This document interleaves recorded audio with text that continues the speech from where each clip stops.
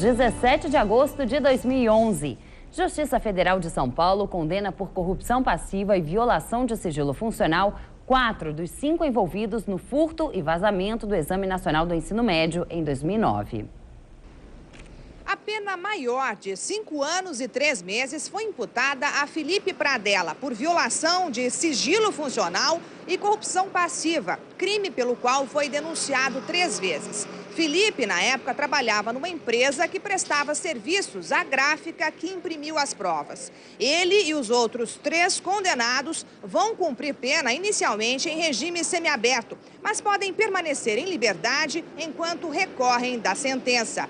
Na decisão, o juiz da 10ª Vara Federal considerou o enorme dano financeiro suportado pelo erário e classificou como incalculável sofrimento o fato de mais de 4 milhões de estudantes inscritos no Enem terem tido as provas canceladas às vésperas do vestibular em 2009. O MEC decidiu cancelar as provas depois da notícia de que uma cópia tinha sido oferecida a uma repórter do jornal O Estado de São Paulo.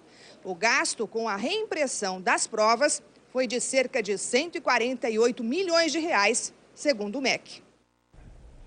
Os advogados de Felipe Pradella e dos outros acusados dizem que vão recorrer da sentença.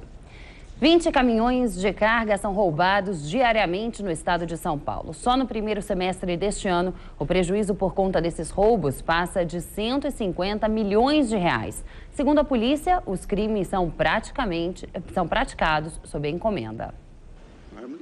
Na estrada, há 20 anos, Paulo já teve a carga roubada 3 vezes. Sabe bem como os bandidos agem. Te amedronta, né? Te batendo, te assustando, né?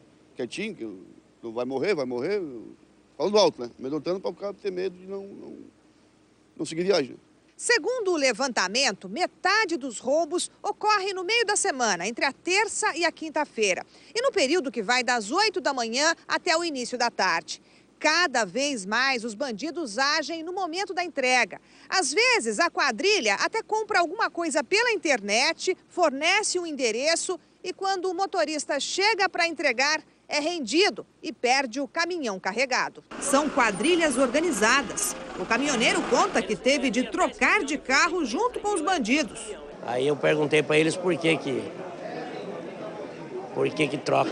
Ele falou porque a quadrilha é diversas células, então vai passando de mão em mão para nunca chegar no chefe. E muito bem informadas. Ele sabia até onde eu morava. Ele disse que eu ficasse na minha porque eu tinha 2 filhos. Eu morava na rua tal, na cidade tal e tudo bem. O delegado diz que há casos em que motoristas e funcionários das empresas foram aliciados pelas quadrilhas. 2 foram presas no mês passado.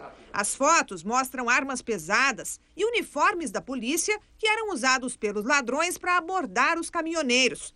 Para o delegado, a maior dificuldade é identificar os receptadores das cargas roubadas. Pedimos às indústrias para que fracione os produtos em menor lote, identifique o produto com maior qualidade, forneça inclusive até ao consumidor, o último, um site, um link, alguma informação que ele pesquise se aquele produto que ele comprou pelo número é produto roubado ou não. A preocupação nossa é, estancando nosso receptador, com certeza nós temos já essa prevenção no assaltante, no criminoso do roubo de carro.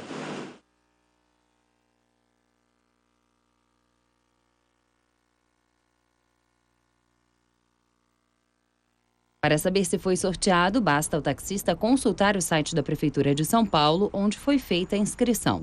Os números sorteados pela Loteria Federal serão divulgados no site da Caixa Econômica Federal e também no endereço eletrônico da Secretaria de Transportes, além do Diário Oficial. O sorteado terá 60 dias a partir da data da publicação do resultado do sorteio para apresentar a documentação pessoal e do veículo para a emissão do alvará. Havia 15 anos que a Prefeitura de São Paulo não emitia novos alvarás.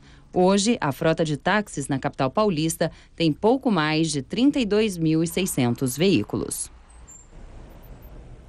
Economia e alimentação eleva custo de vida da classe média paulistana em julho.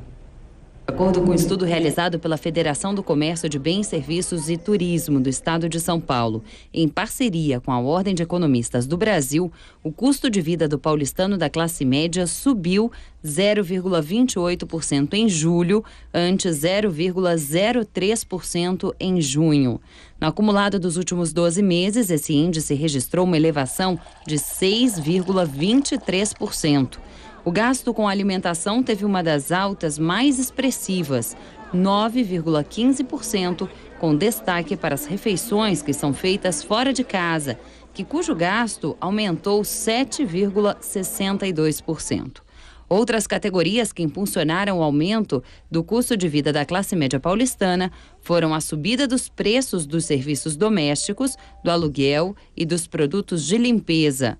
O estudo levou em consideração o intervalo de renda entre 5 e 15 salários mínimos. Baixa umidade do ar volta a deixar São Paulo em estado de atenção. Durante a tarde, a umidade ficou em torno de 20%. O índice recomendável, segundo a Organização Mundial de Saúde, é de 60%. E o paulistano deve se preparar, porque os dias devem continuar secos até sábado. Veja a previsão para os próximos 4 dias na cidade de São Paulo. Amanhã o dia será menos seco, a umidade deve ficar em torno de 40%. As temperaturas oscilam entre 14 e 26 graus. Na sexta-feira, o sol aparece entre nuvens e as temperaturas devem subir um pouco mais. A máxima deve chegar aos 30 graus. O sábado terá chuva a qualquer hora e isso deve melhorar a qualidade do ar. Mínima de 16 e máxima de 27 graus. Mas o paulistano precisa se preparar para o frio de domingo, quando o tempo muda completamente. O dia será chuvoso e com temperaturas bem mais baixas, entre 10 e 16 graus. A Prefeitura de São Paulo libera laterais de prédios para grafites patrocinados. A nova regra vale para edifícios públicos e privados. A medida é a primeira do gênero desde a Lei Cidade Limpa, que em 2007 baniu os anúncios publicitários das fachadas da cidade. De acordo com a Prefeitura, a empresa que pagar pela obra do artista poderá ter a marca exposta na lateral do prédio, mas desde que isso seja feito de forma discreta. O painel poderá mencionar o produto do patrocinador, mas nunca tornar a marca o tema principal.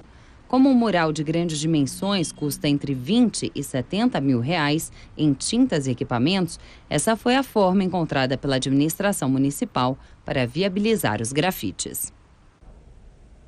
Marisa Monte irá divulgar todas as novidades de seu próximo álbum a partir de hoje em seu site oficial, marisamonte.com.br. O 8º álbum da carreira da cantora, ainda sem nome, será lançado no final deste ano. Os últimos trabalhos de Marisa Monte foram os álbuns Infinito Particular e Universo ao Meu Redor, lançados em 2006. O Gazeta News de hoje termina o som de Marisa Monte. Tenha um ótimo fim de tarde. Há um vilarejo ali, onde areja um vento bom na varanda. Quem descansa vê o horizonte deitado no chão, pra acalmar o coração. Lá o mundo tem razão, terra de heróis, mares de